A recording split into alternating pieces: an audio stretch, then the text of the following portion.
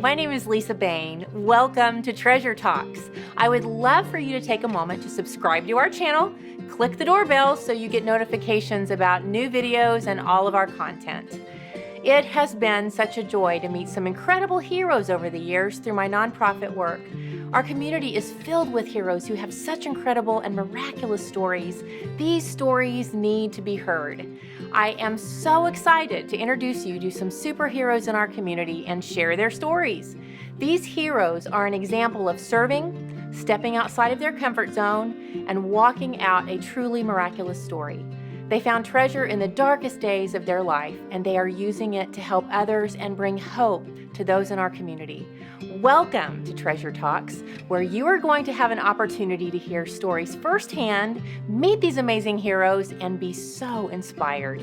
Every month, we will spotlight a new story as you meet these community heroes and we chat one-on-one. So stay tuned and be ready for encouragement and inspiration by these community treasures. It's time for Treasure Talks.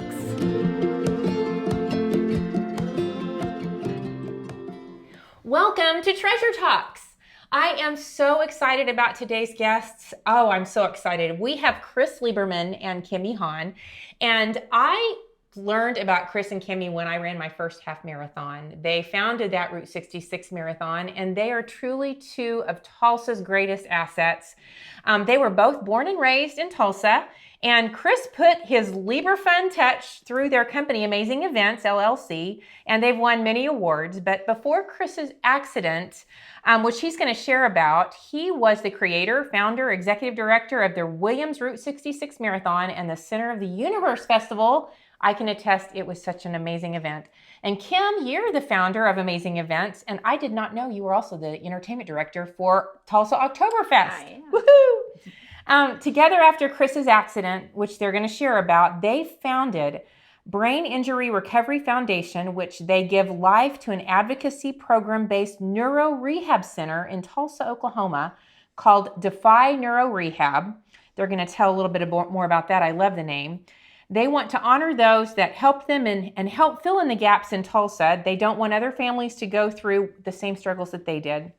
They want to be able to help, encourage awareness, education, support, empathy, and encouragement, and help support the loved ones that are helping them go through this journey. They are truly examples of serving, stepping out, seeing miracles. And Chris, I remember seeing you shortly after your accident. And I have to tell you, the fact that you are here doing this, you are such a miracle and you inspire me daily. You both do. And I would just really, first of all, welcome. Thank you. I'm so excited you're here. I'm so excited. Not as excited as me. I want you guys to take me back to the accident, kind of how this all started and your foundation that you're getting started. Okay, great. Yeah. So, I was the founder and executive director of the marathon. And, all of our other directors were volunteers. And whenever they wanted anything, if there's any way I could help and do it, I was in.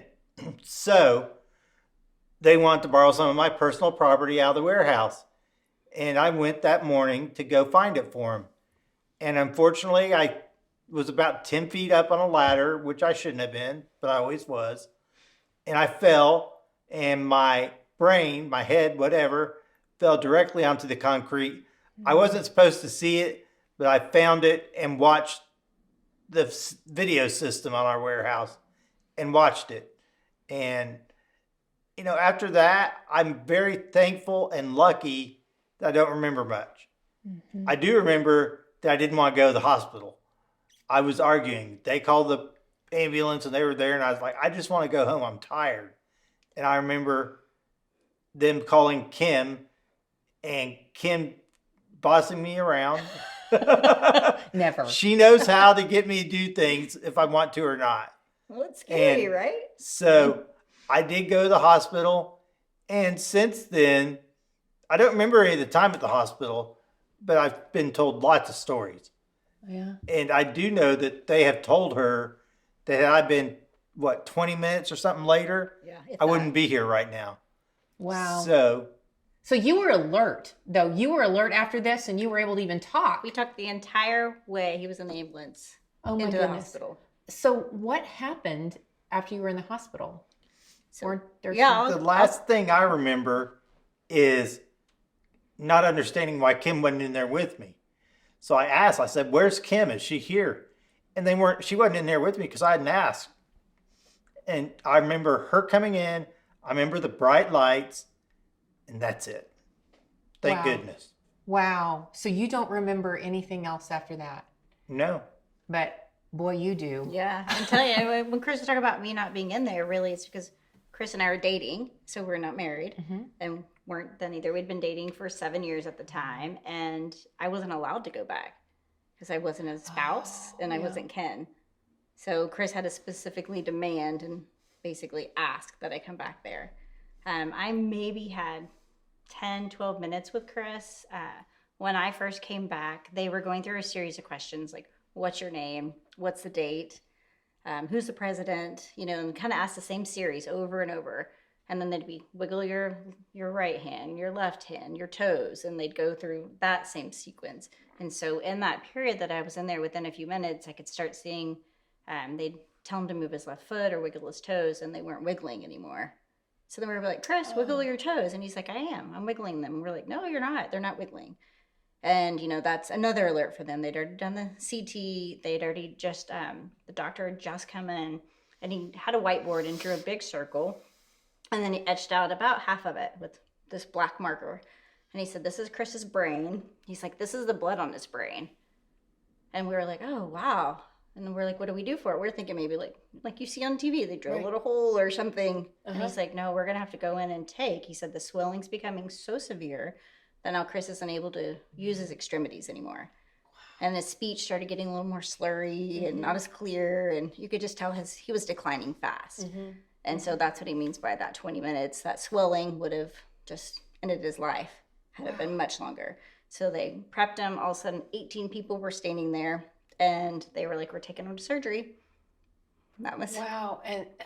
And then he was in surgery. That was the last time. Yeah. Wow. So, and Chris, I remember saying, "This is the worst day." Yes. And, not realizing really what was coming ahead. I didn't even have time to call Chris's kids. I mean, it all happened just so a whirlwind. quick. Yeah, we just said, he hit his head. He has a concussion. He's okay. And as soon as they were like surgery, I was like, Yeah. So how did things go after surgery? Because didn't you guys end up going to Texas for We some did. rehab? So yeah, Chris was in a coma for about 3 weeks after. We went to multiple facilities in Tulsa. They instantly, you're in the Neuro Center, and then after a few weeks of there, then they kick you down. So you either get worse in intensity or you get better in intensity. And depending when you are, insurance makes you move. So we had to move from hospitalization to more like long-term care. And then from there, Chris was having a lot of medical problems and wasn't improving. And so we were like, we need to get him better care. We need specialists that we don't have here in Oklahoma. We did a lot of research, found a facility in Atlanta, and then found out insurance would pay for him to take an ambulance, but wouldn't fly him there. The reason an ambulance wouldn't work is we found out at any moment he could be at least 5 hours from the nearest hospital on that journey. At the time, Chris couldn't communicate. He was having a lot of seizures. And I mean, that just wasn't an option for us. Wow. To be 5 hours away from a hospital. Yeah. I mean, Chris, don't forget, didn't have half a skull on his head. He was wearing a helmet and, it was just way too sensitive to do something like that. So fortunate enough, we have so many wonderful friends in the community, I get teared up every time. I know.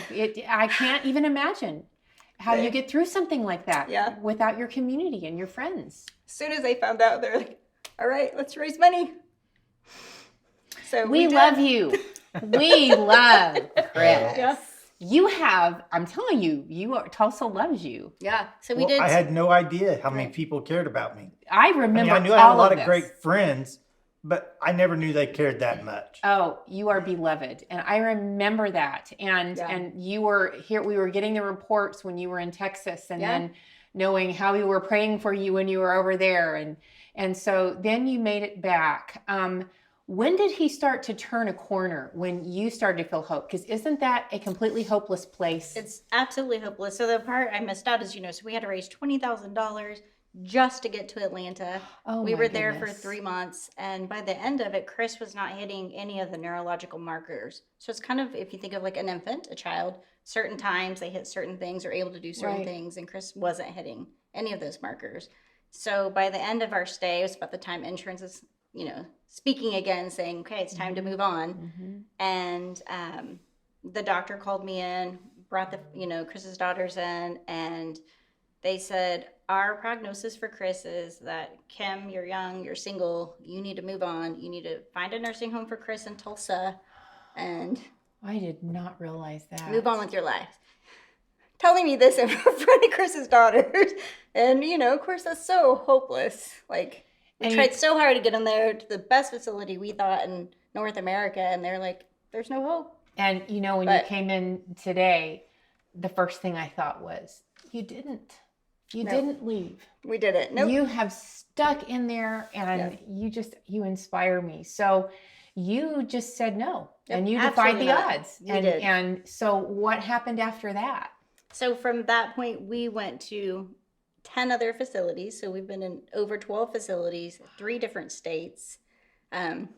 Chris's daughters and I, we just decided we're not going to give up. This isn't Chris's future. It's Chris Lieberman. He's got great things to do. That's right. And we're going to help him do it. As long as he didn't give up fighting, we weren't going to give up. And so we brought him back to Tulsa. The first year, it's still same thing, not making a lot of progress. We took him to Texas, got him different doctors, different things, and he finally turned a turning point. We found out that Chris had had meningitis for about 8 months, and it was undiagnosed. No one knew. Oh, my goodness. So once they were able to treat that, Chris had had a shunt put in his brain to help drain fluid. Wow.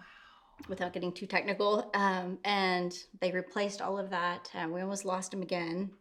And so, he's had about 8 surgeries on his brain during that process. And wow. But then he had no more infection and could actually start healing.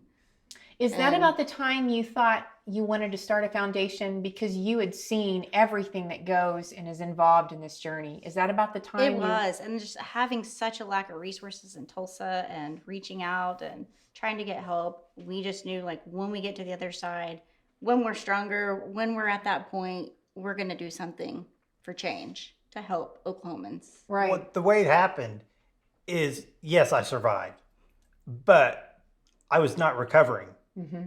And I didn't want to live that way the rest of my life. Right. So, believe it or not, even though I survived, I didn't have hope. I didn't know why I survived. And Kim and my daughters, I don't think I ever really complained to them, but they knew how I was feeling. So they found this place in Dallas, and we went there, and within less than a month, I didn't need a wheelchair or cane anymore. Wow. I know. It's like a miracle. That's amazing. After a year and a half of physical therapy in Tulsa and everywhere else, to go somewhere and get a different type of therapy and have it make such a difference in such a short time. And bring hope back. It's like the missing link. It was incredible. So that is when I decided that I wanted to build one here. I love this. But I didn't want to just build a therapy center. I always have big goals. You do. If you're going to work hard, which I do when I have a goal, you have to go further than that. I want to be America's foundation for brain or spinal cord injuries. Because, 1 in 5 Americans is going to go through one. Right. And it's not just them, it's their family. Exactly. And we are providing all the resources I had, including awareness and prevention. Right. So we're going to cover the whole problem. We have an incredible board, and it's all starting to come together. And I'm watching it come together, and I'm excited because my own extended family, we have been touched by this. And just in a small fraction, kind of know what's involved in it, and to be able to have the resources that help you get your hope back and educate you, because so many people don't realize what all is involved in every aspect when you go through this. So I love this organization, and I love the name Defy. What does it stand for? So it's an acronym for Don't Ever Forget Yourself, because I think when you've had a stroke, when you've had a concussion, a brain injury, spinal cord injury, you kind of forget who you are and what your purpose is. And it really is going to help people to focus on themselves and healing and defying the odds. Oh, So yeah. And I mean, what better person to do it than Mr. Odd Defier here? And then Exactly. someone who did not give up. I Yeah, mean, you they are did. like the epitome of being told, give up, go on, and you didn't. And so I love this organization. And how can people help you? Where can they find you? Well, you can find us on our website, which is braininjuryrf.org. Which we will have on our website. Yeah. We will list all of the links. What do you need the most? Right now, fundraising is our big thing. You need funds. Yes, and there's a link on the front page on our website, Okay. big yellow thing, and you can go there and donate any way you want. If you want, there are also other ways to do it. You can join our Brainiacs Oh, program. I love that. Skipper and I are a brainiac. Yeah, heck yeah. Yeah. So you're raising funds to also help with like different items to help, like wheelchairs and all kinds of different. Like, so someone in our caring program right now, we found out, they reached out to us. Their loved one had a brain injury. They're not able to communicate. They're in a wheelchair, 100% care, and they needed to make their bathroom ADA accessible. Like, they're not even able. It's a 16-year-old that was in a car wreck. I mean, so her family's not even able to give her a bath. And so And you don't think about things like you this. don't. And your house isn't already set up. Most people do not have a home that's ADA accessible. Right. So we raise funds, and they're actually right now having their bathroom remodeled. Oh my goodness. See, I love this. I love this. And I think so many people probably suffer in silence because they don't have any access to help. And I'm so Absolutely. excited to get the word out about this. Thank What's you. your Facebook name? Brain Injury Recovery Foundation. Brain injury. Yeah. Okay, so I kind of want to steer toward ending in a way that if there's someone out there that, like I was saying, is kind of suffering in silence, kind of feeling hopeless, what would be the one thing that you would say, Kimi, to them as the caretaker? And also, Chris, what would you say to that person that's in that hopeless place? The thing they could do first to get started, our caring program is already in operation.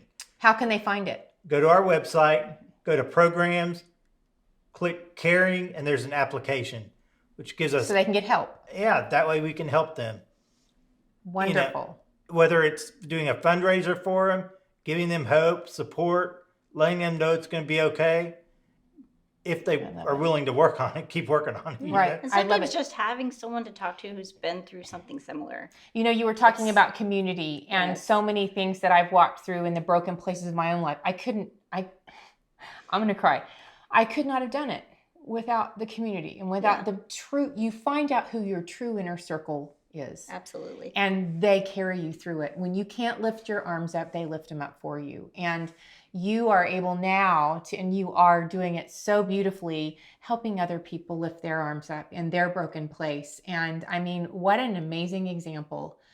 I mean, you are the epitome of, you went through a crisis, you found treasure in that dark place, and you're helping others as a result. And it's my hope and prayer that this just takes off nationally and helps so many people. But on a last word, how would you give someone hope that has been told there's nothing else you can do? You know, I would tell them, don't give up hope. I mean, there's some dark times going through, especially when you have no one to talk to. Reach out to us. You have access to Chris and I. We both have been on each side. So maybe we may not have the exact situation that someone's going through, but we're here for you. We'll do our best to help you and just let you know it's going to be okay. You'll get through it. Have you found that sometimes the dark places in life can catapult you to a redefined purpose? You know? Absolutely. I mean, would've isn't it thought? amazing? Yeah. Isn't it amazing Yeah. how dark places can kind of springboard you to that whole redefined purpose? And I've watched that happen in your lives. And I just want to personally say, you inspire me every day. And when you said you would be my guest, I did cartwheels in the backyard. The cutest. Well, be careful. I'll be careful. We don't want you to be a client. Right, we don't want to give you physical therapy. My goodness. So that is a really great note to end on. I love you guys. Skipper and I are your biggest fans and cheerleaders. And again, if you all need any information for any help, or you have a family member going through a traumatic brain injury, we're going to list all of the links. They are very accessible to help you. Please give to this amazing organization. We will have the donate button there. And we're just so thrilled to have you guys. Thank you for what you do for our community. And don't forget to like us on Facebook and on YouTube. Ding the little bell. And we'll see you next time on Treasure Talks. Thank you, guys. Thank you so much. Thank you for joining us at Treasure Talks. And don't forget to go and subscribe to our YouTube channel so you can make sure to get the newest content and videos. And visit our website, lisabain.com.